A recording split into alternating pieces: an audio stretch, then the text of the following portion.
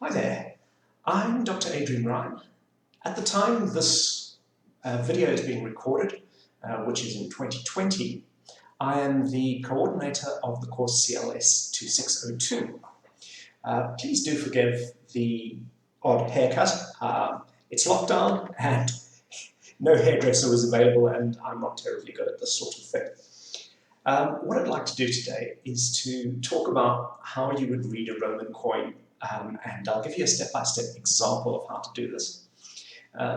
In CLS 2602, you often get coins and you're asked to discuss the coin and comment on the background of the coin or contextualize the coin, something like that. I just want to give you some background on how you would go about doing that and show you some step-by-step examples.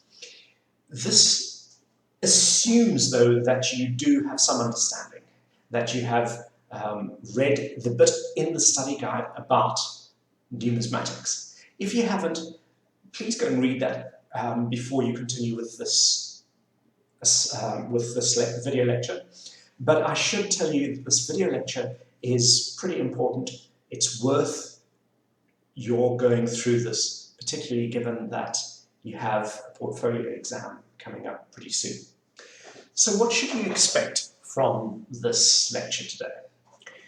Well, what we'll be doing is we'll be learning how to find out more about a coin that you see, typically when you're given a coin as part of an assignment. But you could be doing anything else, and you see a coin and you want to find out a little bit more. We'll be learning about one way in which you can go about doing this. You will also be seeing some examples in action. I'll be showing you how to do this with reference to two coins, and these are the coins that you see on the right there. Both of them were issued for Marcus Brutus, a very important historical figure in Republican Rome. And throughout this, I'll be trying to give you some tips on how you can answer assignments involving coins.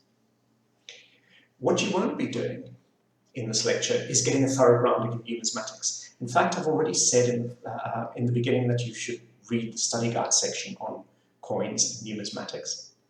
But even then, the purpose of this course is not to give you a thorough grounding in numismatics. That is a very, very vast and complicated area of study. So you won't be getting a thorough grounding. You'll really just be introduced to getting started on researching a coin. Now, when I say researching, I also want to be clear that I'm not talking about conducting original research, right? So you're not going to go through the steps that I show you today and be able to publish an article on coins. Instead, if you go through the steps that I mentioned today, you'll be starting, it will be a good starting point for answering an assignment question in which you're asked to interpret or discuss a coin. So I just want to give you a brief outline then of what we'll be doing. First, I'll be giving you a brief introduction to the resources that you will use. These are online resources and books that you might want to use when researching a coin. But don't worry, everything I show you today can be done online. Secondly, I'll be giving you an explanation of how one might go about examining coin. Basically, the coin has these two parts. There's the legend and there's the imagery. So the first thing you want to do is search for the legend, and you'll find out a whole bunch of information from that. And once you've done that, that might help you interpret the imagery and the symbolism. So I'll be explaining how you would do that in practice. And then I will apply this to the two coins that you see here. The one at the bottom is in the study guide, the one on the top is not. Now, before I go on with the rest of the course, I do want to just explain some terminology. The text on the coin we refer to as the legend. Okay, so I'll be using that term often. I'll be talking about the legend, and that just means that text, the coin. So on the top, it's M. Brutus Imp. Costa leg, and L Brutus prime cos. So that's the legend. So I'll be using that term very often. The second thing I just want to talk about is the terms obverse and reverse. So obverse and reverse are very similar to heads and tails, the obverse being heads and the reverse being tails. Now, the obverse is usually the side on the left. It is the more important side. There are some technical ways in which one can determine which is the obverse and the reverse of the coin. Very often we equate the obverse with heads, but do be careful. If you look at the top image, there are two heads there. And it doesn't matter whether or not you have two heads, right? A coin will always have one side that is referred to as the obverse and one side that is referred to as the reverse. Occasionally, like the coin at the top, you'll have scholars not agreeing on which is the obverse and which is the reverse. But for the most part, it is fairly straightforward. So I'd just like you to know, obverse is the most important side of the coin, the reverse is the less important side of the coin. They equate roughly to the idea of heads and tails, but please don't use heads and tails when you describe an ancient coin.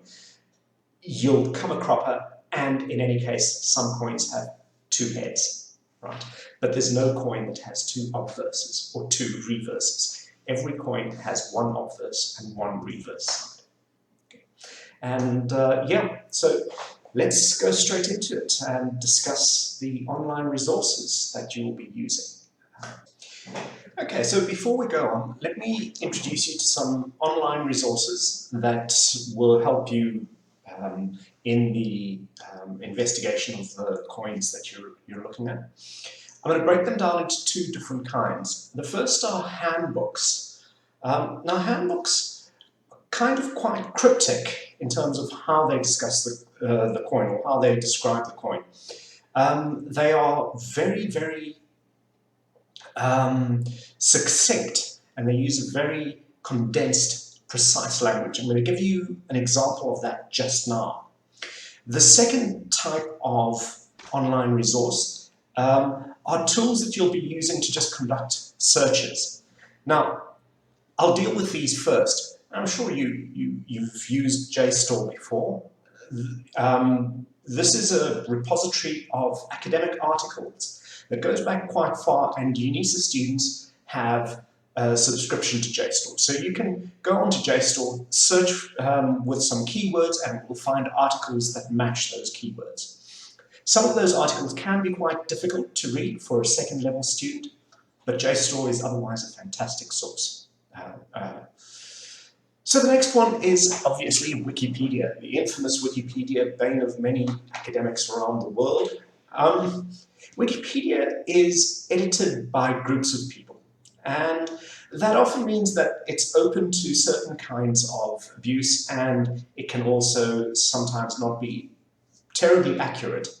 Now, I say that with the proviso. Articles that are popular get edited a lot, and they tend to be very accurate and quite good, because if somebody makes a mistake editing it, someone else will come and correct them almost immediately. So if you go and look up the Kardashians, for example, Wikipedia is going to be spot on.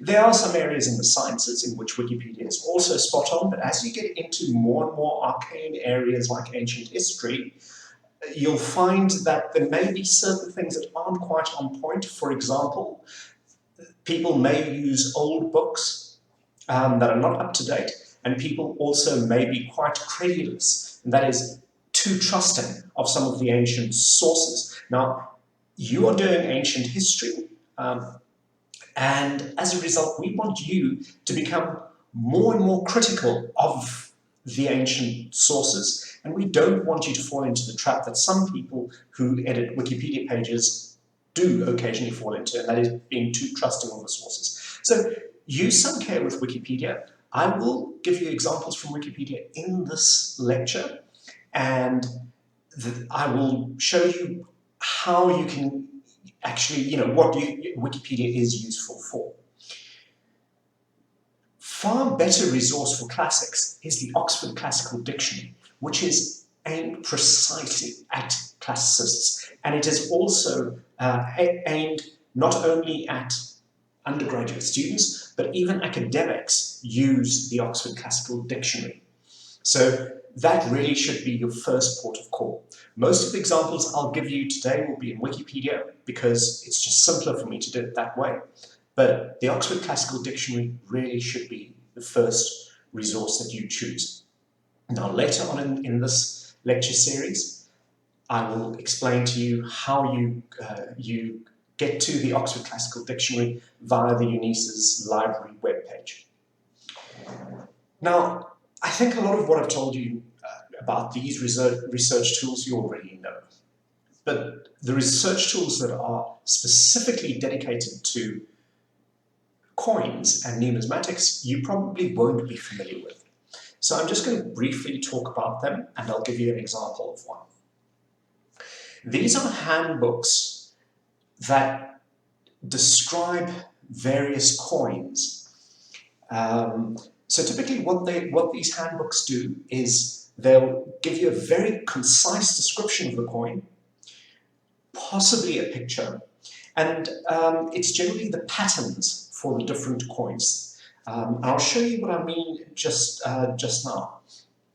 So it will give you it will tell you what is on the obverse and what is on the reverse of the coin.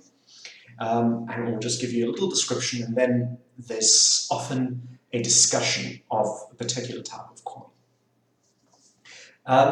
The Crawford's 1974 book called Roman Republican Coinage, which is usually abbreviated RRC, is the standard reference work for the Republican period. This is basically just the period preceding 27 BC. Pause and look up the Roman Republic if you don't know what that means. Okay.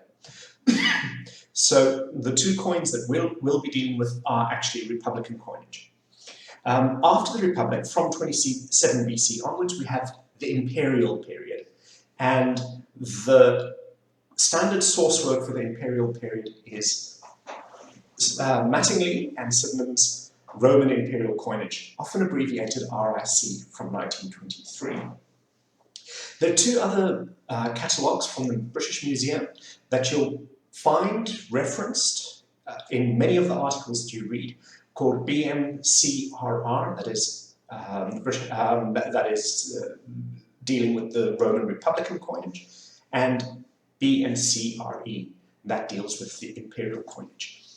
Now, you don't really need to worry about those last two, the British Museum catalogues. I'm just telling you about them so that when you see something like BMCRR somewhere in a catalogue or in a Wikipedia entry or on ancientcoins.com or anything like that, don't panic.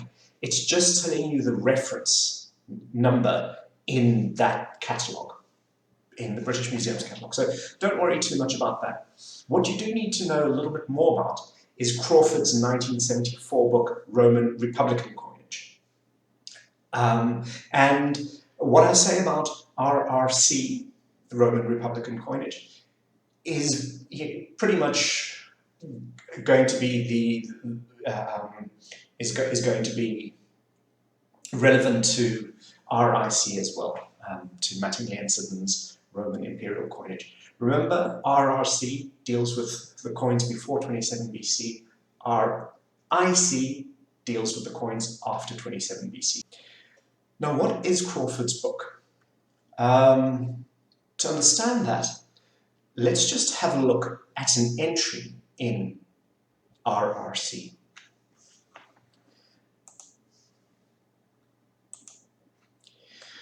Now, you can see in this page, it's very difficult to understand what's going on here if you are not used to Roman coins. But let's try and unpack it briefly, and this might make it easier for you to understand what's going on here. First of all, just look at the top. It says 506. There's a number right at the top. 506. And then there's some text. Okay. Now, that 506 is actually the catalog number of that particular design for the coin. Remember, you have a template for the coin, a design template. You'll have a die, and that's what the coins will be stamped with. And the die has a particular pattern on it, and this is the pattern that is being described here. The 506 is the catalog number. Now, if you were to do a search for a coin that you found in the study guide, and you search the details on that coin, you would probably come across something like RRC506/1 or RRC506.1 or something like that. 506 just refers to its catalog number, and the coins are in that order. It's chronological, but also deals with specific personalities as well. But because the numbers, though, are in numerical order, you can just flip through the book until you get to 506. And then you can read about that particular coin. So it's important that you at least know what it means when you see something like RRC506/1. It's just a reference to the entry in Roman Republican coinage. Now, you'll see it's got a little bit of writing there. M, Brutus, imp, in part with Costa, leg. And it's got mint, moving with Brutus. And it has 43 to 42 BC. Below that, don't worry too much, that is a bibliography. At this level, you wouldn't need to be able to understand that bibliography at all. Below that, you've got 1 Aureus, and then PL LX1. 2 Denarius, PL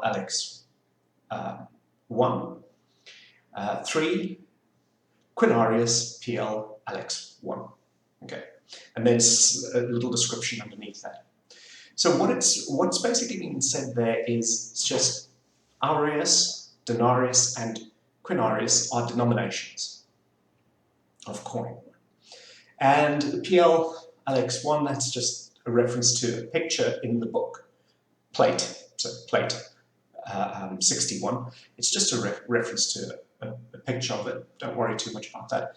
Notice on the right, you've got BMCRR. That's the British Museum Catalogue. Don't worry about it. Okay. Usually in the assignments, when you are given a coin and you're asked to describe the coin or to discuss the coin, you'll be told the denomination already. You usually get information like the M Brutus in part with Costa leg, moving mint 43 to 42 BC, Aureus, or something like that. That's usually what you'll be given in the assignment question. And so the Aureus, when you're looking at it in this reference book, you'll just be interested in that first top one, Aureus.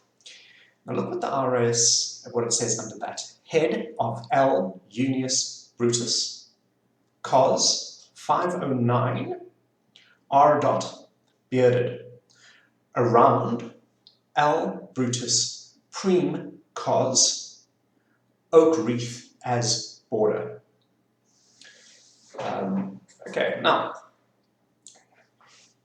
you'll probably recognize that if you're paying a hell of a lot of attention in the second slide when I showed you pictures of the 2 coins that you'd be looking at, because it's really describing one of those coins, the coin that was on the top. I've reproduced it here on the slide so you can have a look closely at it. Notice M Brutus imp is actually on the coin. See where the red arrow is pointing to. It's just describing the text around the figure, right?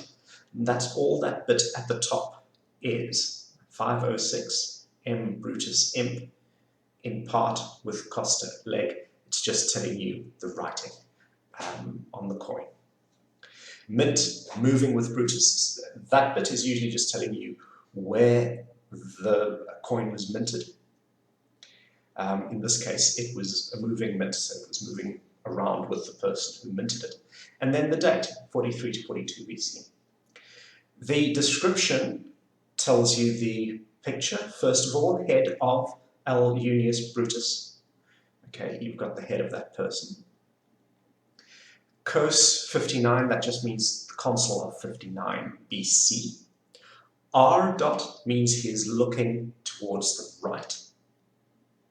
Bearded, well, he's actually not bearded, so that's a mistake. Around just tells you, well, around him, around the face, you have L. Brutus Prime Cos. So it's just describing the text there. And then an oak wreath as a border. You can see around everything, you can see there's an oak wreath there on that coin. So that's just a brief description of the design template for that coin. So it's describing the design of the die that was used to strike the coins. Right next to that, you're just given a description of the back of the coin. So that's how you read an entry in RRC. Now, you might be asking, why do you need to know all this? Will you be expected to go to RRC yourself? No, it's an obscure book and it's hard for you to find. But, as you'll find out later, references are always made to RRC, and RRC is online. And I'll show you that a little bit later when we get into the details of the examples of the coins. And then you'll see why knowing about RRC is quite important. Now, in the outline, I mentioned that there are two parts to examining the coin. There's reading the legend and understanding what the legend says, and then there's the bit about interpreting the imagery and the symbolism. So I want to start then with talking to you about the legend, how you read it, and what it can tell you. So having said that, you may ask yourself, well, how do I go about researching these historical figures? So I'd say that there are two things. The first is you need to find out about the person, and I've spoken about that quite briefly. The other thing you need to do is to find out the date that the coin was issued. That's really quite important. If you type in the legend in Google, you'll get some site that comments on the coin, and that site will generally tell you the date. In fact, you'll get numismatics.org site, which will give you a reference to RRC, which will tell you the date. And I'll show you an example of that just now. So the date is important because it will tell you something about the historical context. Find out more about that date. 42 BC, for example, we saw in the coin I looked at a little bit earlier. We're going to look and see what's important about 42 BC. So you want to use the date to help you understand some of the context. How is 42 BC significant in terms of Brutus? Okay, so that's a question you want to ask yourself. So find the date when you use the legend, and then know something about that date. Be able to contextualize it within the period. What were the historical and political circumstances, for example, at that time that may be relevant to the coinage? Is the money related in any way to the events? Or is the person depicted on the coin related in any way to the events? Okay, this will help you understand what the propaganda value of the coin actually is and how the coin relates to those events. So that's very important. That's one of the most important things you can do when you're researching the historical figures and when you're researching the legend.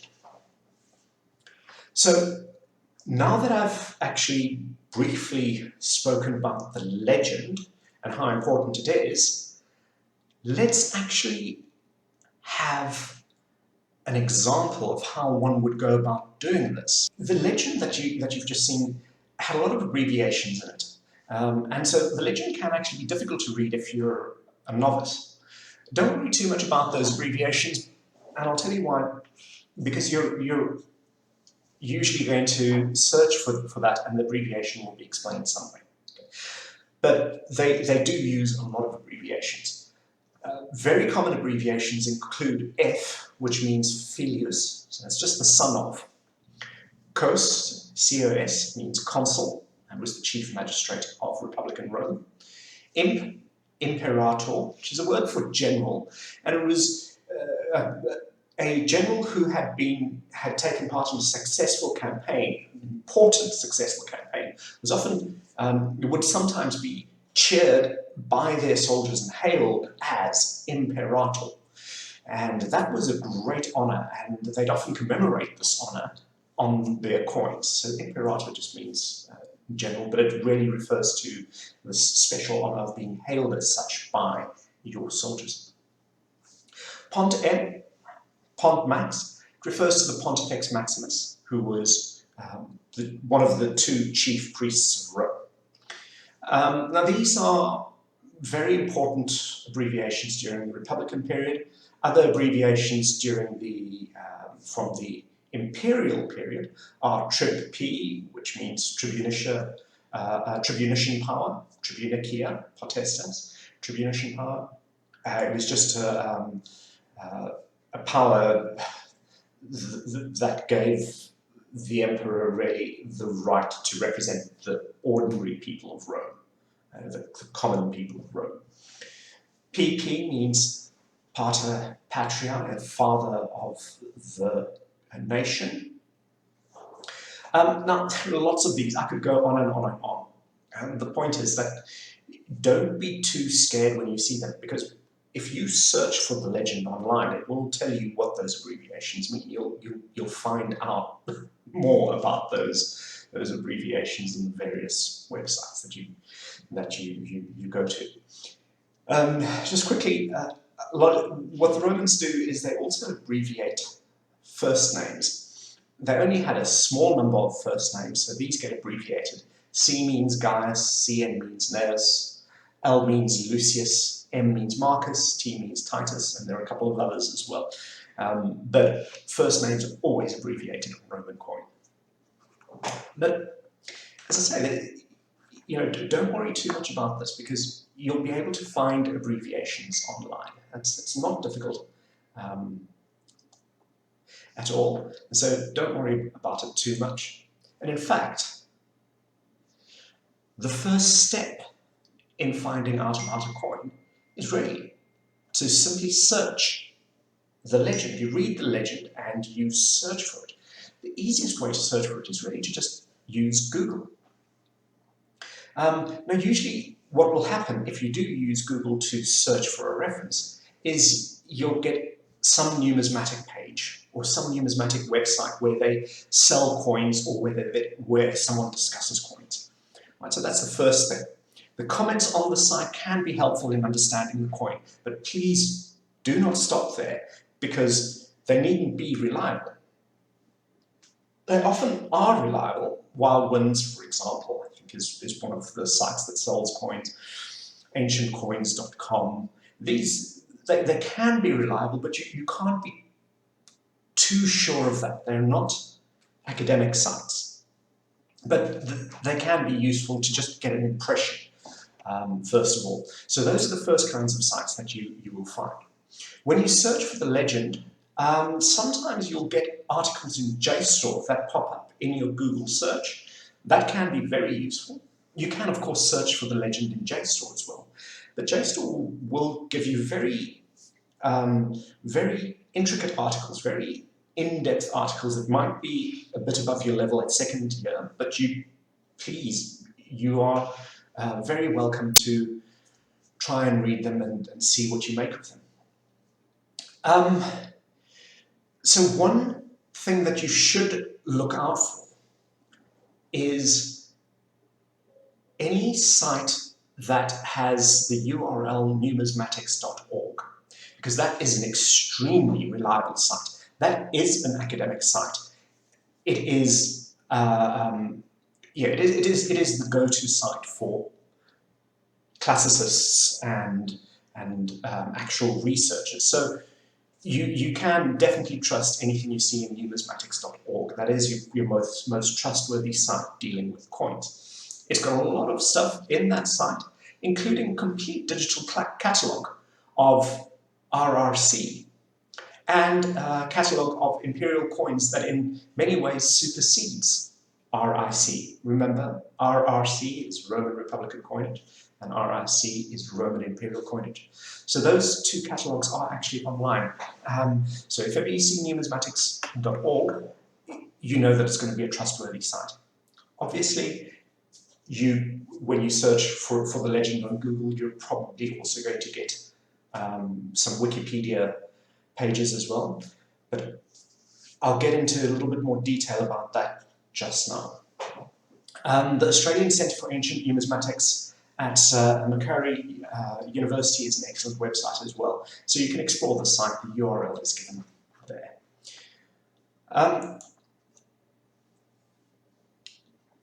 So what is it that you're primarily doing when you research the legend?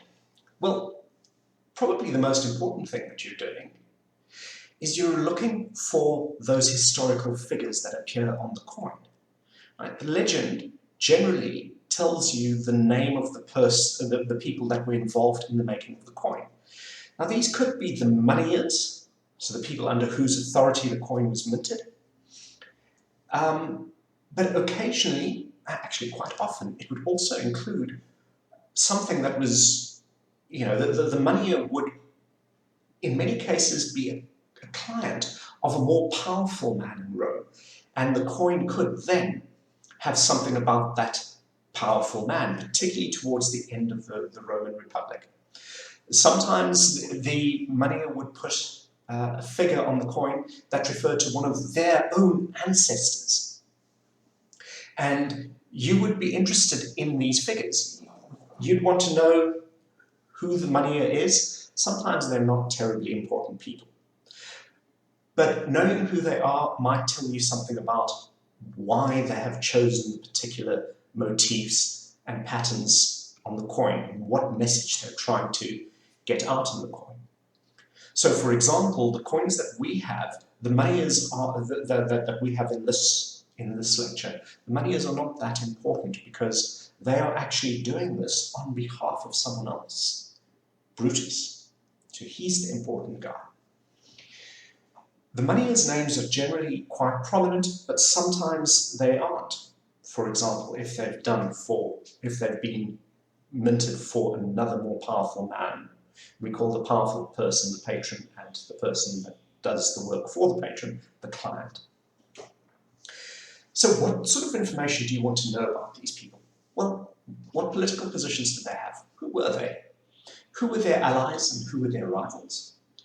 What were they known particularly for? What did they do that makes them historically noteworthy?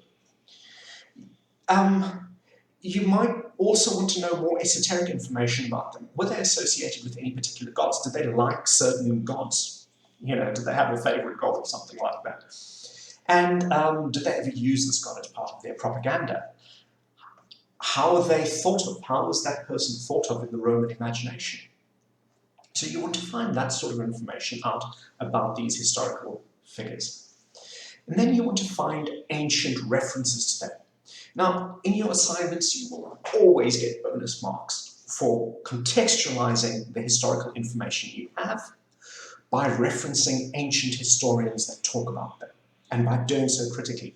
So you always want to find what ancient sources talk about these figures and contextualize the coins within that, within the historical literature that talks about it. So that's one of the things that you want to do. Another thing you always want to do is ask the question of,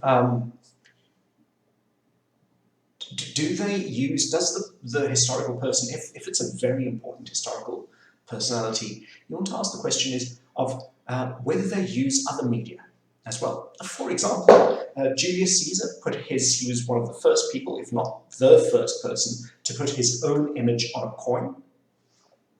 On a Roman coin, at least. And so you know, he's got his own image. And you might think, well, does his image appear elsewhere? Can that tell us anything about the way he liked to present himself to the Roman people? Remember that coins are propaganda. You know, they have great propaganda value because they're so common and because people see them all the time. So having your head on a coin matters, but you might want to ask whether making sense of what's on the coin, you know, whether you can make sense of what's on the coin by looking at other media that, you know, was utilized for propaganda purposes by the person. So did Julius Caesar have other busts, for example? Or were there other monuments that he told you what sort of image he tried to project to the Roman people? You know, so you'd want to know those sorts of things as well. It becomes terribly important during the imperial period, but even during the period of the Republican period, it's worth trying to see whether there are other aspects of portraiture, particularly in sculpture, for example, and you know, in miniatures, that also can throw light on how that particular person, historical person, tried to portray themselves to the Roman public. Okay, so this is the first coin that we want to look at. This coin isn't in your study guide, but I think it's a very interesting coin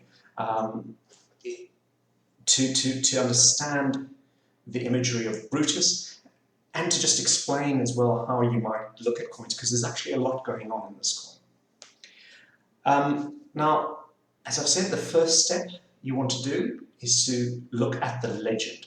Search for the legend online and see how far that will take you.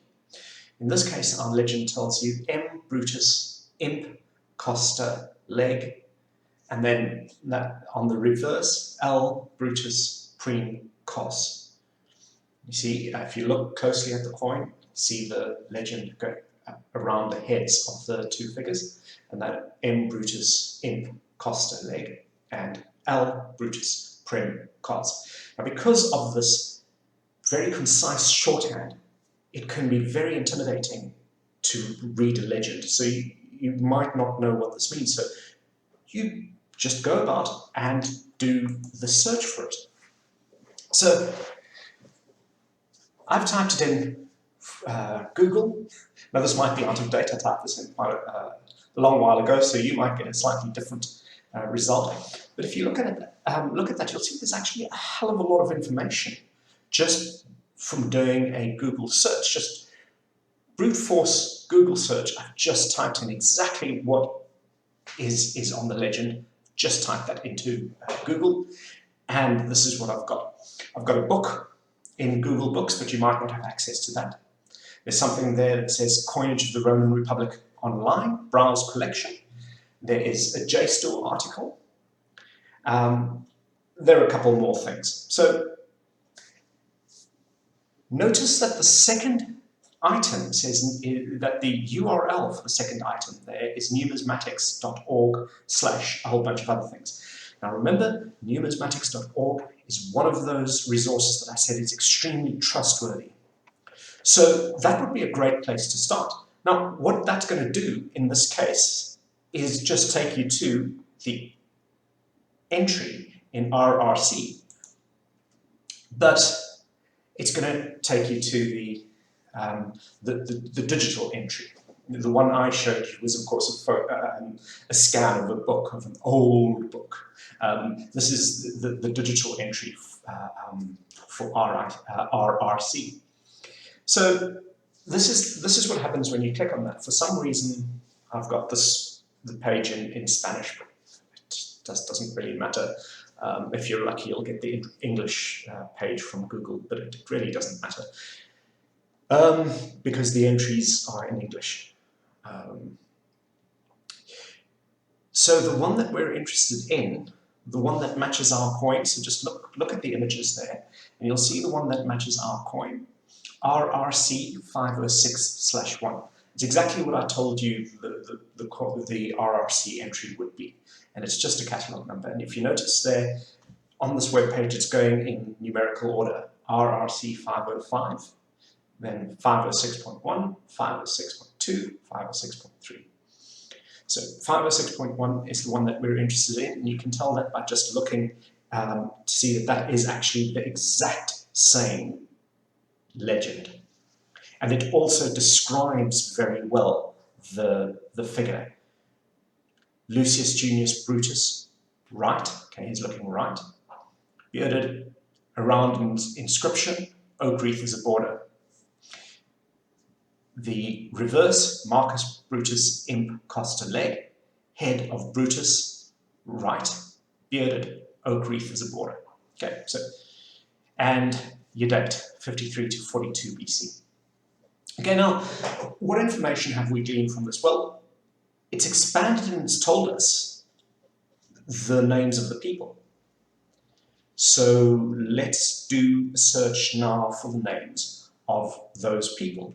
But I just want to remind you that RRC 506 really is, it's just an online catalogue of Crawford's Roman Republican coinage. Right, so let's do a search then for these figures. We've got two, L. Junius Brutus, and the one, it just says Brutus, but you know that the M means Marcus. So let's look for M. Brutus first, okay? Marcus Brutus. So stick that into Google, and you get a lot of entries here. Marcus Junius Brutus the Younger. Okay, so remember we are looking at the one name here, M. Brutus. So we're on step 2 there. We've looked at the legend, we've searched for it, and it's told us who the historical figures are, and it's told us the date. So let's look at this figure, Marcus Brutus. Now, we can go straight into the Wikipedia entry. For that, you can access that from, that's the first thing you get when you search for it. And I will tell you about Brutus. Notice the date that he dies, 23rd October 42 BC. So this coin, 43 to 42 BC, is pretty close to his death. If you read a bit more about this, you'll see that he was a politician of the Roman Republic, and I'm not going to read through all of this, but you'll find out that actually this Brutus is one of the conspirators that killed Julius Caesar, that assassinated Julius Caesar. And they did so because they felt that they were freeing Rome from tyranny, and they were chased. They fled Rome, and they were pursued by Julius Caesar's leading men. Octavian, his adopted son, it was actually his blood nephew, but he adopted him as his own son, so Octavian, Julius Caesar's adopted son, and Mark Antony, his trusted left hand. And eventually they defeated, Octavius and Mark Antony defeated Brutus and the other conspirator, Cassius. So you'll find all this information if you actually read through the Wikipedia entry. You'll also find that it was in 42 when they were defeated and when Brutus died, but there's actually an even more trustworthy source that you can use to search for the names of the people and to learn a little bit about the historical background. And that is the Oxford Classical Dictionary. And I can't stress enough how important this work is. It's a standard reference in classics. It's a very expensive book that you have complete access to online through the UNISA library. So as a UNISA student, you have access to the Oxford Classical Dictionary. Use this resource. It's really good, it's really important, and you can search it just like you search Wikipedia. But there are big differences with Wikipedia. It is more trustworthy than Wikipedia. It contains little innovative interpretation, much like Wikipedia. And what I mean by that is, if you have a very novel point of view, or you have a particular argument that you want to make, and you don't, and that's very well justified, but it's not a mainstream view. You wouldn't put that in the Oxford Classical Dictionary, and if you put that in Wikipedia, somebody would edit it out almost immediately.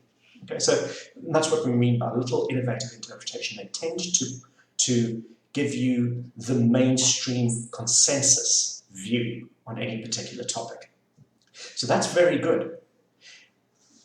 The Oxford Classical Dictionary is much more up to date than Wikipedia on many issues because it's written by an expert in the field who knows what the latest is in that particular area. Whereas Wikipedia can, you might get an expert editing a Wikipedia page, but you might get somebody who's just looked at some books, and some of the books might not be very good books. So they'll be able to justify what they say, but it won't be cutting-edge knowledge. It won't be the most up-to-date knowledge, and it won't be the most trustworthy knowledge of the day. It's useful, but the Oxford Classical Dictionary is far more up-to-date. Like Wikipedia, it has references to both ancient and modern works that refer to the particular topic, and the references are all curated by an expert in the field. And that's the important thing, and that's the reason you should use the Oxford Classical Dictionary rather than Wikipedia. So I want to show you quickly how you'd go about doing it. You first log into the library and do a search for Oxford Classical Dictionary. And when you do that, you'll get a number of entries. So this is what happened when I searched for it. The first entry, Oxford Classical Dictionary, academic journal, that's a physical copy, so don't worry about it. The second entry, Oxford Classical Dictionary, printed material. Again, physically in the library, excuse me, but you don't have to worry about that. Just briefly, we should edit this out. So look at these are the entries that you get if you search for the Oxford Classical Dictionary on the UNISA library page.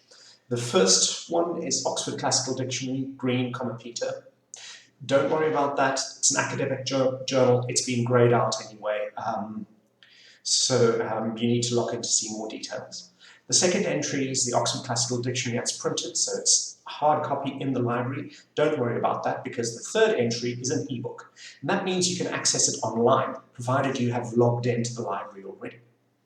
And that's the one we want to do. So click on the bit that says View Full E-Text, View Full Text ebook at World Scientific Access, restricted to UNISA staff and students. So go ahead and click on that.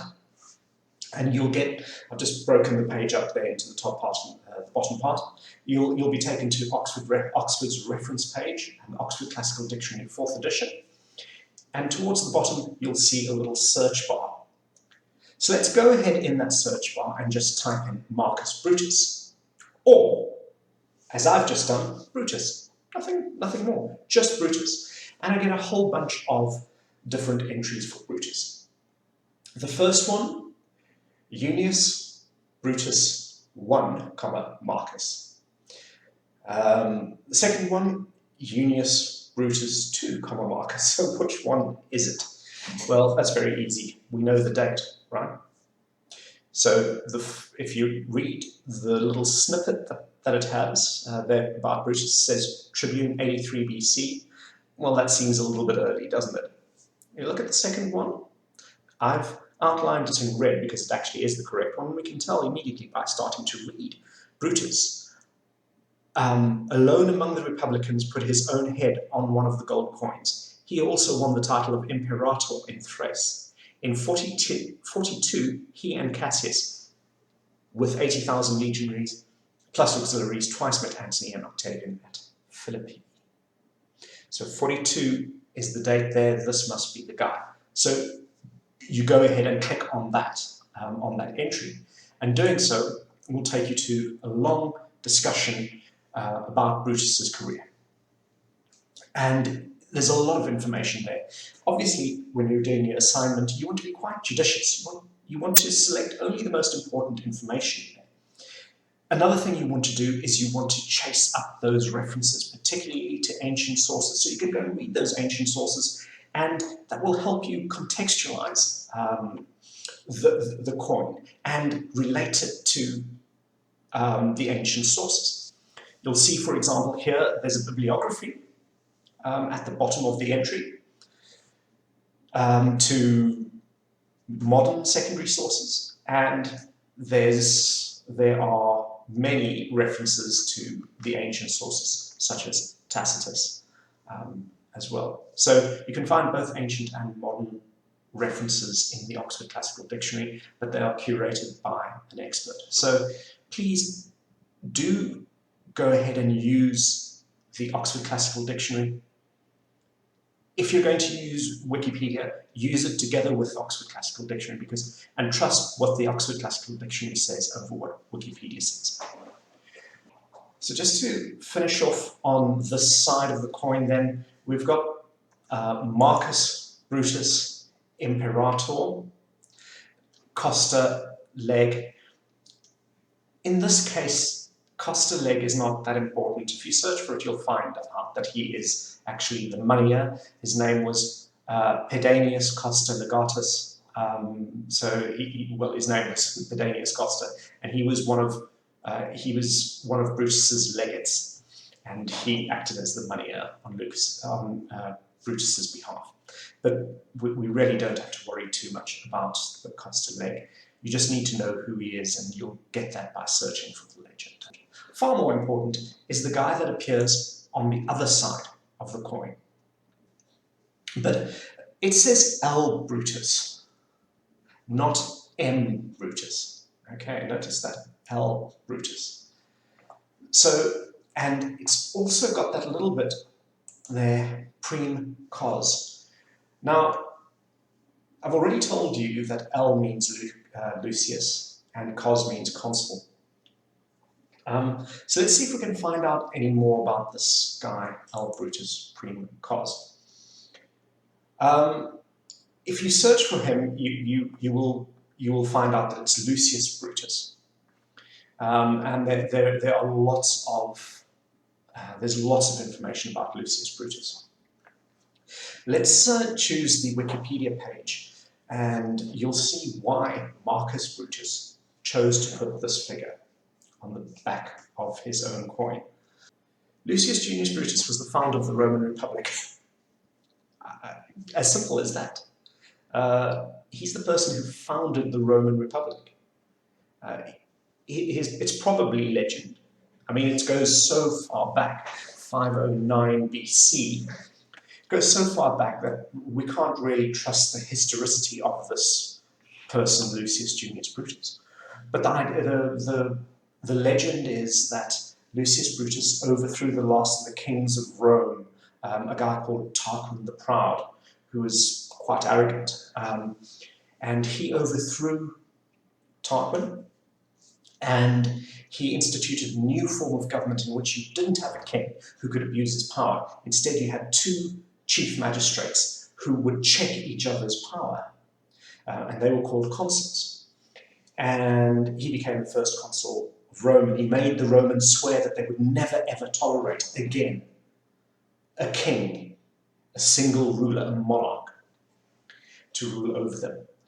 Whether he existed or not, by convention, the Romans believed that he was the ancestor of Marcus Brutus. So Marcus Brutus believed this legendary figure that founded the Roman Republic was his ancestor.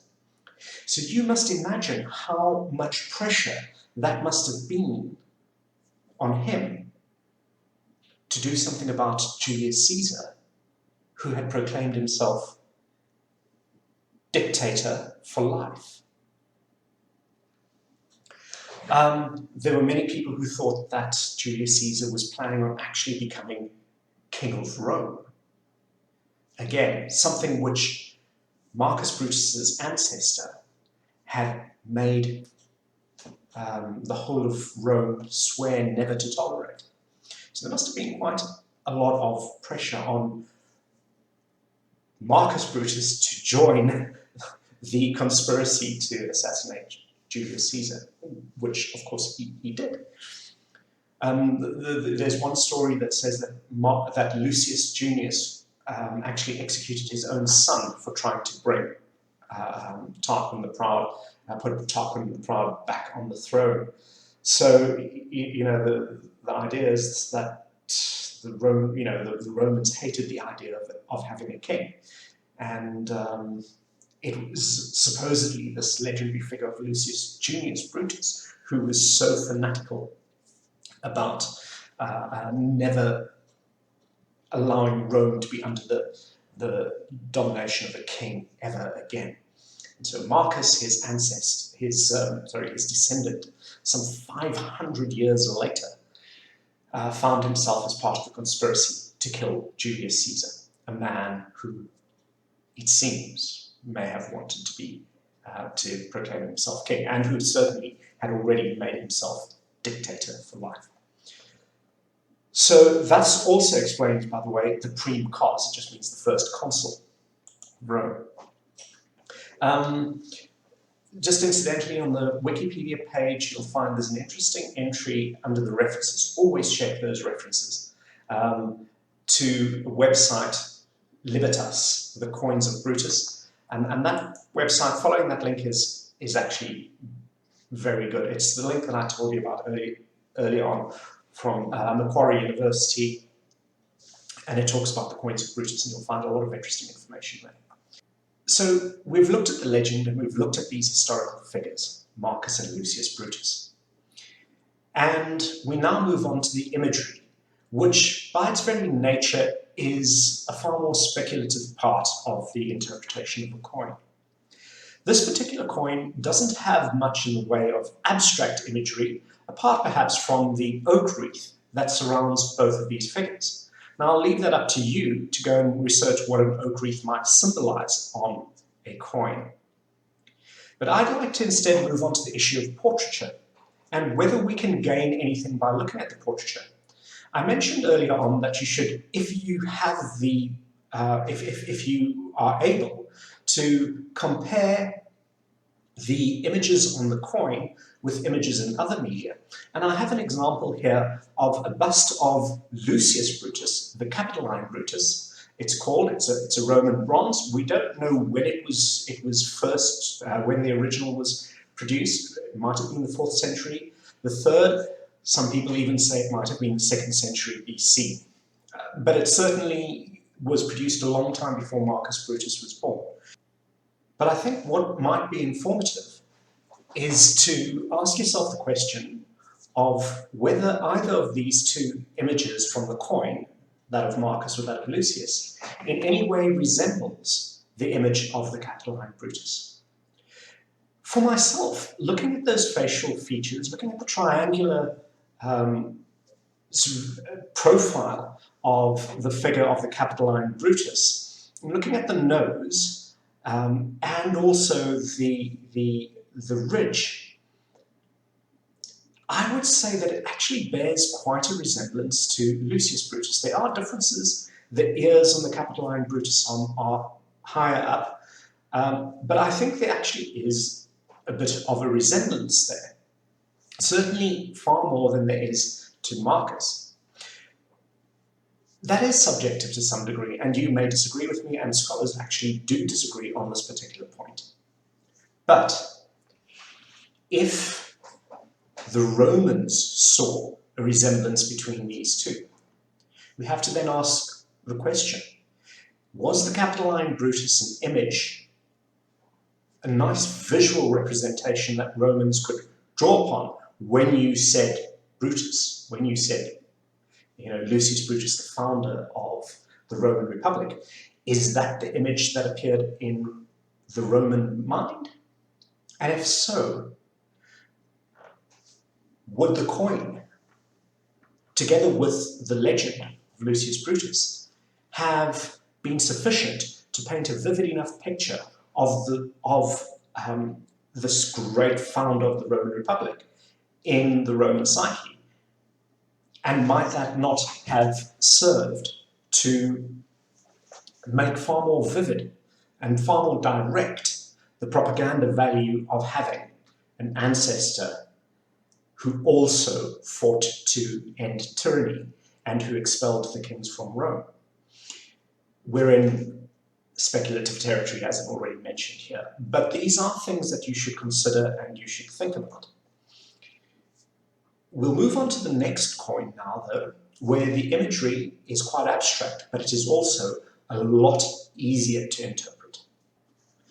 Right, well, let's move on to the second coin. Now, this is going to go a lot faster because we've already searched, we already know who Brutus is, so we could search for the legend on this coin, but we're not going to need to do research anymore into the historical background, because we already know the historical background.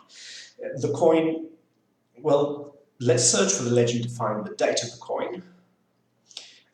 So we'll do this by searching for Brutus Imperator L Plite Kest. I mean, we can search for that on Wikipedia. If you do so, you'll simply find Marcus Brutus. You'll find that the coin is also from 43 BC, 43 to 42 BC. You'll find that the name of L Plite Kest is just the money Lucius Platorius Kestianus. Nothing very terribly interesting about that. So we already know who all these, who Brutus is, and and imp just means imperator because he was hailed as imperator. L Plite Kest, who is Lucius Platorius Kestianus, he's an unimportant figure. He's just one of Brutus's lieutenants and the person who issued the coin, the money who issued the coin. So, since we already know the historical background, we don't need to look at the legend in too much detail. There's only one aspect of the legend that's really interesting, and that is, we'll get to that just now, and that is the statement Ide dot ma.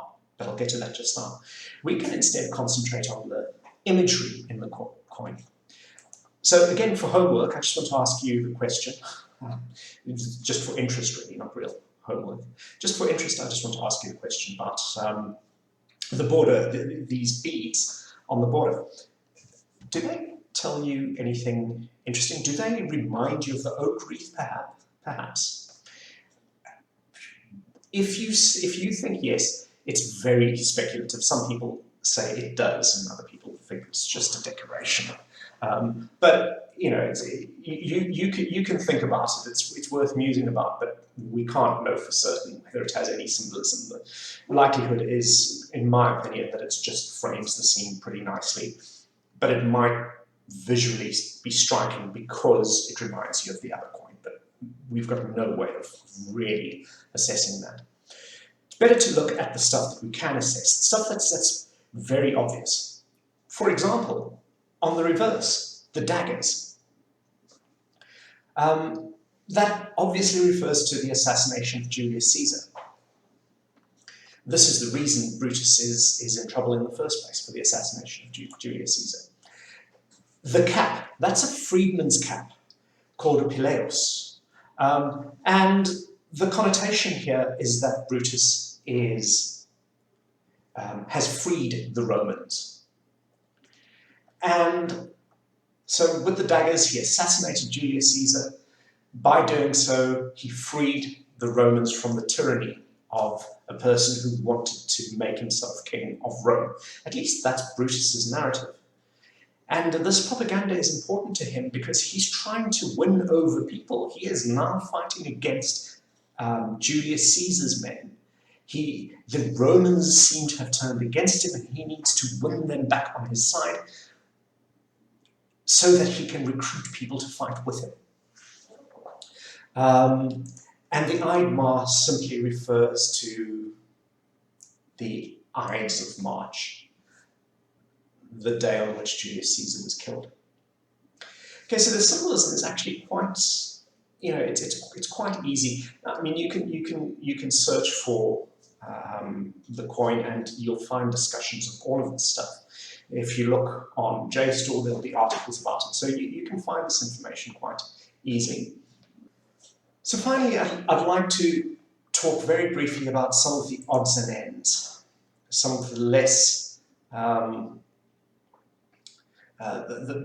sort of the less obvious features of this coin. So we've looked at the symbolism relating to the Ides of March, the assassination of Julius Caesar, and that propaganda value. But let's look at some of the other things, like, for example, these holes that have been punched into the coin. The first thing we can tell is that the hole has been punched in from the obverse through to the reverse, right? Now we can tell that because the obverse has a big hole, and the reverse juts. The hole in the reverse juts out. Okay, so it was punched from the front through the back. Notice the position as well. It seems to be quite interesting. It has been punched from at the top in such a way that if one were to hang it, the face of Brutus would be upright. The coin would be upright. In addition, the face, it was punched with the face in mind. Right, it's important. It's above the ring of beaded dots, so it seems that the person may have wanted to ensure that it didn't actually interfere with the image on the field. Now, the question then we want to ask, the question that is raised by this is, why? So there are two obvious reasons that you might punch holes in it. The one might be that you want to keep all your coins in a bundle. The other one is that you might want to use it as a pendant. Now, if you think about keeping your coins in a bundle, this is an RS. This is a gold coin. It's very valuable. Punching it just removes a little bit of the weight from the coin. So it seems like seems like a quite expensive thing to do if all you wanted to do was to attach it to a string so that you could keep all your money together. And if you were doing that, you probably wouldn't care as much about ensuring that the coin remained upright, unless it's coincidence, but it seems unlikely. So I think on balance, it could be for either reason, but I think more likely is that the person who owned this coin way back 2,000 years ago may have had some kind of sentimental significance. Possibly they were a supporter of Brutus, or maybe they just wanted to show that they were rich enough to be able to have a gold coin as a pendant. They wouldn't have had to be very rich, but I mean, the thing is that they could afford to have a pendant with a pretty figure on the front. We don't know, but the chances are that this was used as a bit of jewellery, and that explains the punch hole rather than it was used to keep all the coins together in a single bundle. The last thing I want to do is to come back to this idea of the portraiture, to look at that image of Brutus and ask the question, which of those two? So in the other coin we had two Brutuses. We had Marcus, the person who really caused the coin to be issued. It wasn't the moneyer, but the moneyer was one of his supporters. So we've got Marcus Brutus, and then we have Lucius Brutus, the legendary founder of Rome. And we ask the question, whose image has he put on the coin? Remember, the coin doesn't say M. Brutus or L. Brutus, it just says Brute. Right? So, Brutus, which one is this depicting? And I think from the very prominent cheekbones and the prominent facial structure, that is probably Marcus that is shown. And that brings us nicely to a passage from Dio Cassius. 47:25:1, who says, in addition to these activities, Brutus stamped upon the coins, which were being minted, his own likeness, and a cap and two daggers, indicating by this and by the inscription that he and Cassius had liberated the fatherland. So I think that shows quite nicely that that image is the image of Marcus Brutus. Now I'd like you to think about the question of, I mean, to me it really does look as though those two images, the image of Marcus and the other coin and this image of Marcus, are actually the same person. They've tried to preserve the ridge under the brow, the shape of the nose, the high cheekbones, the prominent cheekbones, the head and the structure of the back of the head, for example. So, you know, I think that these are the same figures, but you can have your own opinion on that. What I want you to do, though, is to actually consider and to think about the role that the portraiture might actually play in the propaganda that this coin was the propaganda purpose that this coin was actually minted for.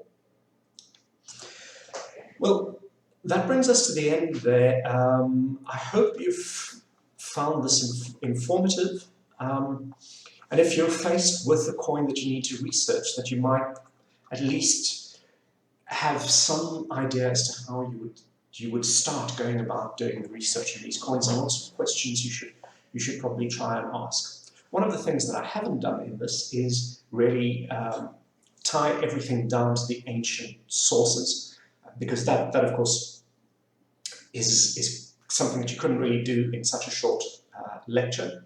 But that's something for you to do as well. Wikipedia and the Oxford Classical Dictionary have lots of references to ancient sources. So I would strongly encourage you to look at the coins that are in the study guide and go ahead and do some research on them. I know you've already had an assignment that does that, but now go and do this in thorough detail.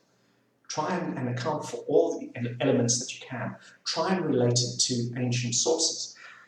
Try and understand the historical background and interpret the coin against this historical background.